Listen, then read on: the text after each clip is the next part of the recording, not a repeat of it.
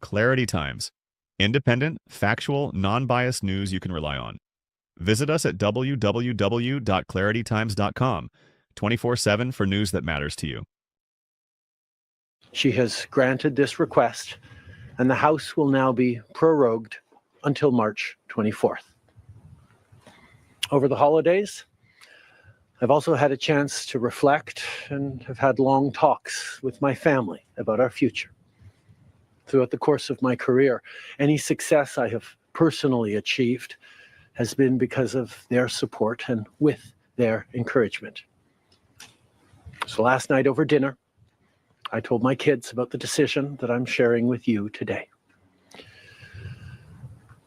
I intend to resign as party leader, as prime minister, after the party selects its next leader through a robust, nationwide, competitive process. Last night, I asked the president of the Liberal Party to begin that process. This country deserves a real choice in the next election, and it has become clear to me that if I'm having to fight internal battles, I cannot be the best option in that election. I feel so confident thanks to Weight Loss by Hers. I'm down to my goal weight. My friends and family are all noticing my results. Mes chers amis, comme vous savez, je suis un fighter.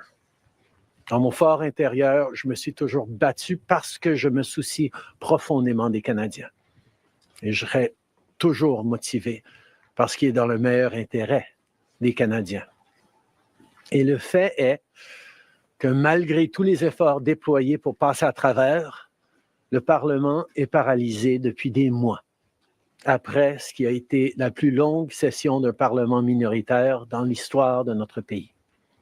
C'est pourquoi ce matin, j'ai rencontré la gouverneure générale pour lui faire savoir que nous avions besoin d'une nouvelle session du Parlement. Elle a accédé à ma demande et la Chambre sera donc prorogée jusqu'au 24 mars. Pendant le temps des fêtes, j'ai également eu l'occasion de réfléchir et d'avoir de longues conversations avec ma famille quant à notre avenir. Tout au long de ma carrière, tout le succès que j'ai eu personnellement est dû à leur soutien et à leurs encouragements. Donc hier soir, au souper, j'ai partagé avec mes enfants la décision que je partage avec vous tous aujourd'hui. J'ai l'intention de démissionner de mon poste de chef du Parti libéral du Canada et de premier ministre une fois que le parti aura choisi son prochain chef à l'issue d'un processus national, rigoureux et compétitif. Hier soir, j'ai demandé au président du parti de commencer les étapes nécessaires. Le pays mérite un choix clair et réel lors des prochaines élections. Il est devenu évident pour moi que si je dois me concentrer sur des batailles internes, je ne peux pas être la meilleure option lors de ces élections. Le Parti libéral du Canada est une institution importante dans l'histoire de notre grand pays et de notre démocratie. Un nouveau premier ministre et chef du parti portera les valeurs et les idées du Parti libéral dans la prochaine élection. J'ai hâte d'observer le déroulement de ce processus dans les mois à venir. Nous avons été élus pour la 3e fois en 2021 pour renforcer l'économie après la pandémie et faire progresser les intérêts du Canada dans un monde complexe. Et c'est exactement ce que je vais continuer à faire, ce que nous allons continuer à faire pour les Canadiens. The Liberal Party of Canada is an important institution in the history of our great country and democracy. A new Prime Minister and leader of the Liberal Party will carry its values and ideals into that next election. I'm excited to see the process unfold in the months ahead. We were elected for the 3rd time in 2021 to strengthen the economy post-pandemic and advance Canada's interests in a complicated world. And that is exactly the job that I and we will continue to do for Canadians. Merci beaucoup, mes amis. Thank you, Prime Minister. We'll now go to questions, starting with Laurence Martin, Radio-Canada. Bonjour, Monsieur Trudeau. Vous vouliez le faire, ce combat contre Pierre Poilievre.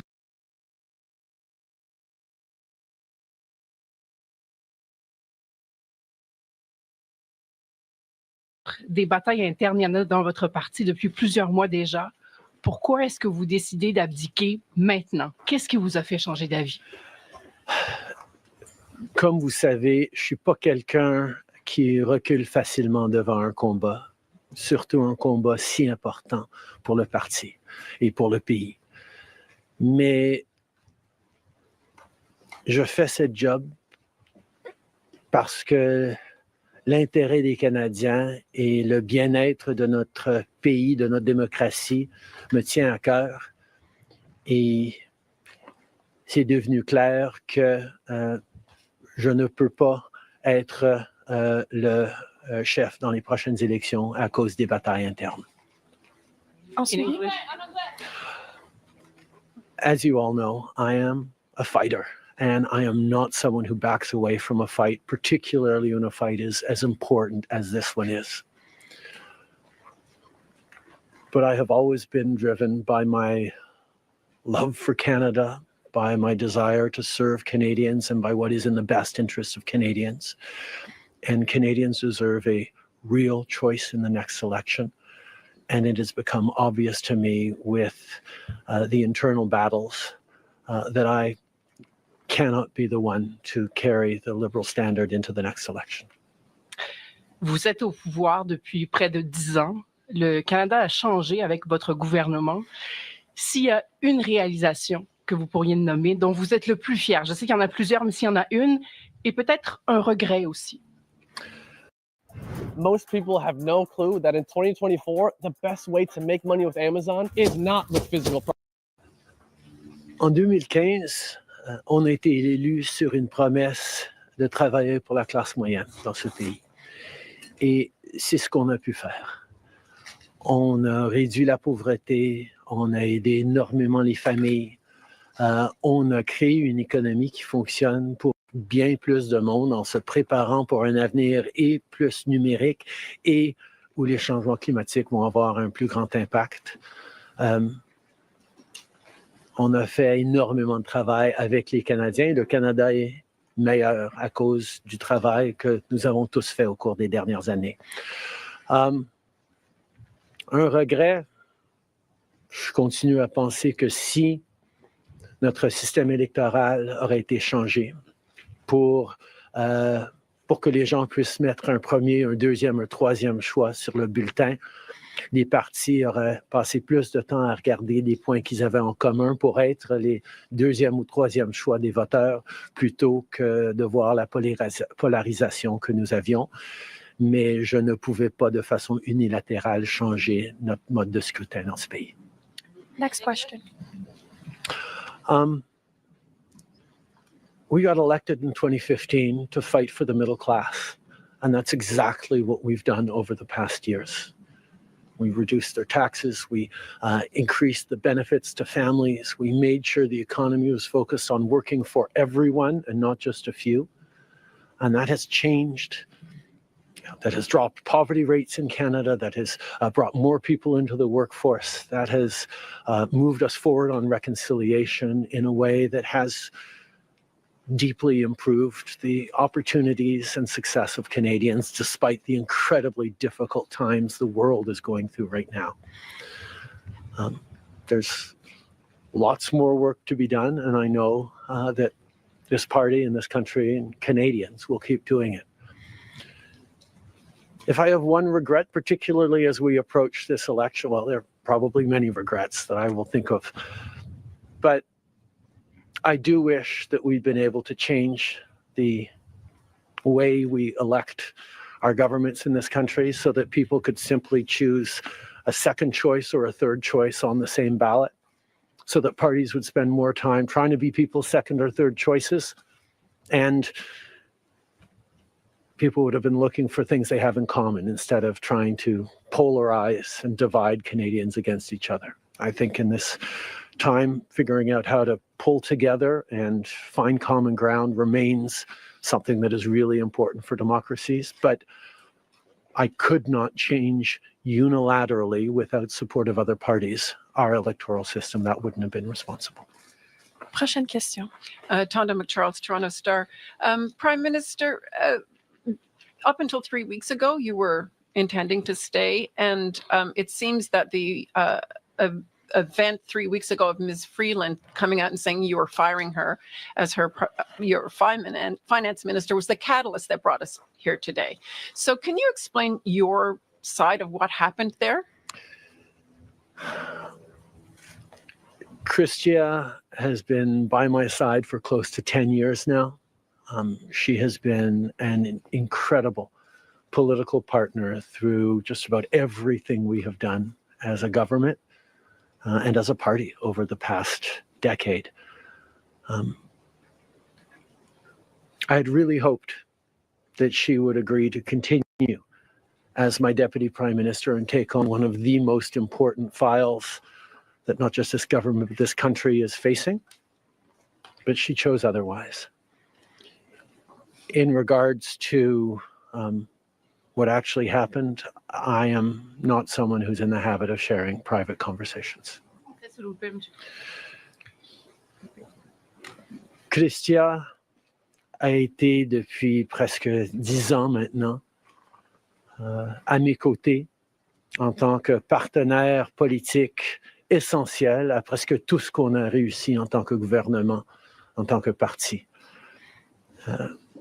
J'aurais vraiment souhaité qu'elle choisisse de continuer en tant que ma vice-première ministre et qu'elle prenne un des dossiers les plus importants auxquels les Canadiens et notre gouvernement vont faire face dans les mois à venir, d'ici les prochaines élections. Mais elle n'a pas voulu. Mais par rapport aux détails, je ne suis pas quelqu'un qui partage les détails de conversations privées. You spoke about the Liberal Party as an institution and the internal battles right now, but I'm wondering if you feel that another leader will have more success than you will at beating Pierre Poilievre in the next campaign. Pierre Poilievre's vision for this country is not the right one for Canadians. Stopping the fight against climate change doesn't make sense. You need to look yourself in the mirror and ask yourself if you're being bold enough. If you search your soul, I think you're going to. Backing off on the values and strength and diversity that Canada has always worked to pull itself together on is not the right path for the country. Attacking journalists, the CBC institutions, that's not what Canadians need in this moment. We need an ambitious, optimistic view of the future, and Pierre Poilievre is not offering that. And I look forward to the fight as progressives across this country stand up for the kind of vision for a better country that Canadians have always carried, despite the tremendous pressures around the world to think smaller, to veer towards the hard right, and to be less ambitious for what we can be and do as a country when the world really needs Canada. That's not an answer, though. Yes or no? Is there another leader that could beat him? Absolutely. Sur le leader? Oui. Est-ce que vous Pierre Poilievre. En français, s'il vous plaît, merci. Pierre Poilievre a une vision profondément petite et erronée pour ce pays, si même on accepte qu'il ait une vision, de reculer sur les droits fondamentaux, d'arrêter la défense, la lutte contre les changements climatiques, de ne pas investir dans une économie plus verte, plus inclusive, de toujours chercher des divisions entre les Canadiens plutôt que de rassembler pour faire face à l'avenir de façon optimiste et ambitieuse. C'est pas le bon choix pour les Canadiens. Et j'ai hâte de continuer de faire partie d'un mouvement progressiste qui va envisager un avenir meilleur pour les Canadiens sur l'optimisme et le travail que les Canadiens ont toujours fait pour bâtir un monde meilleur. Next question. Hélène Buzetti, les corps d'information. Bonjour, M. Trudeau. Il y a 16 ans, en décembre 2008, Stephen Harper a prorogé le Parlement pour s'éviter un vote de confiance qu'il savait qu'il allait perdre parce que les 3 partis d'opposition allaient voter contre lui. Exactement comme la situation dans laquelle vous vous trouvez aujourd'hui. À l'époque, le chef libéral, Stéphane Dion, avait dit, puis je le cite ici, que c'était une entrave à la Constitution et un affront à la démocratie. Alors, j'aimerais savoir pourquoi ce qui était mauvais pour les conservateurs de Stephen Harper devrait être bon pour les libéraux de Justin Trudeau. La gouverneure générale, en 2008, avait correctement conclu que la Chambre venait juste d'accorder leur confiance de façon formelle au gouvernement de M. Harper, malgré même une lettre signée qui était un document politique. La voix de la Chambre compte. Or, avant d'arrêter le travail à la Chambre pour les fêtes, on a gagné 3 votes de non-confiance, 3 votes de confiance, et nous allons devoir retester la confiance de la Chambre dès le mois de mars pour passer les éléments budgétaires nécessaires pour faire fonctionner le gouvernement. In English, please, sir. In 2008, the Governor General correctly concluded that because the very last times in the previous weeks that the confidence of the House had been tested, it had passed that confidence test. Stephen Harper continued to have the confidence of the House, and it actually would bear out because as soon as they came back from the prorogation, Stephen Harper won a confidence vote once again. So a political document or political speeches doesn't carry the kind of weight that winning a confidence vote means. But this prorogation March, and there will be confidence votes in March, in the passing of supply that will allow Parliament to weigh in on confidence in a way that is entirely in keeping with all the principles of democracy and the workings of our strong institutions. Mais avec respect, M. Trudeau, y a-t-il pas quelque chose un peu antidémocratique de suspendre la possibilité du Parlement d'exprimer sa non-confiance le temps que votre parti se cherche un sauveur? Est-ce qu'il ne devrait pas plutôt juste se référer aux électeurs et de déclencher dès maintenant une élection? Hélène, je pense que tu as très clairement vu, comme tout le monde dans la galerie de presse parlementaire, à quel point le Parlement ne fonctionne plus depuis plusieurs mois.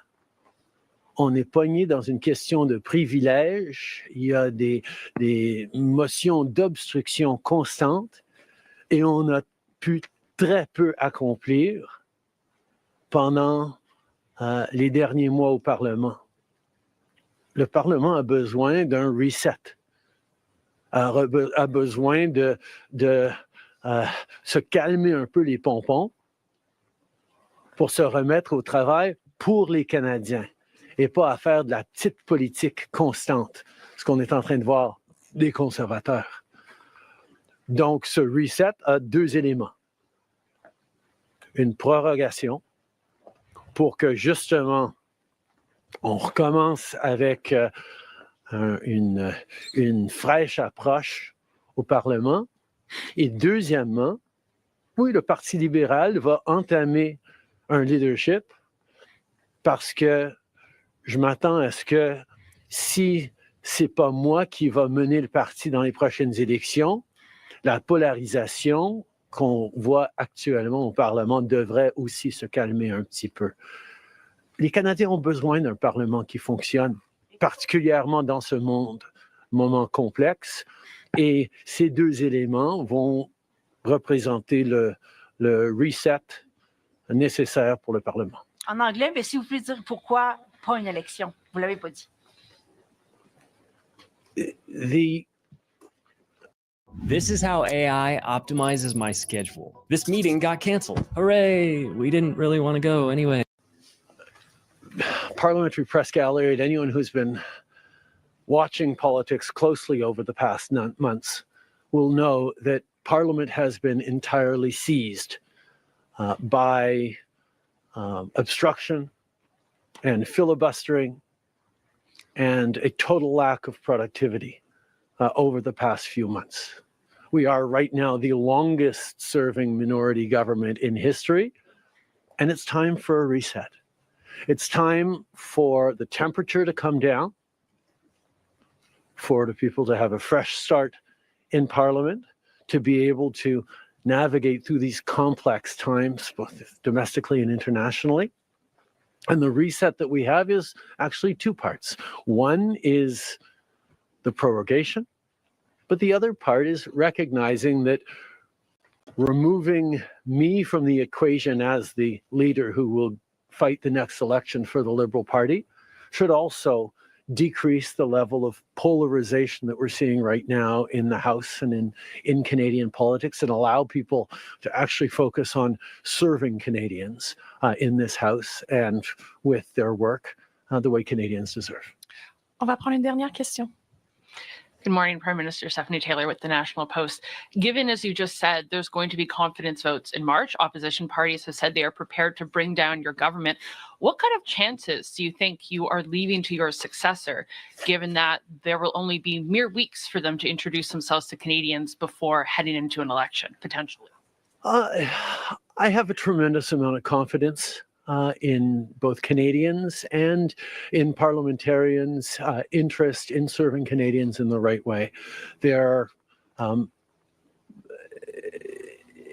in a minority government right now, and there hasn't been an active leadership in a minority government in more than 50 years in this country.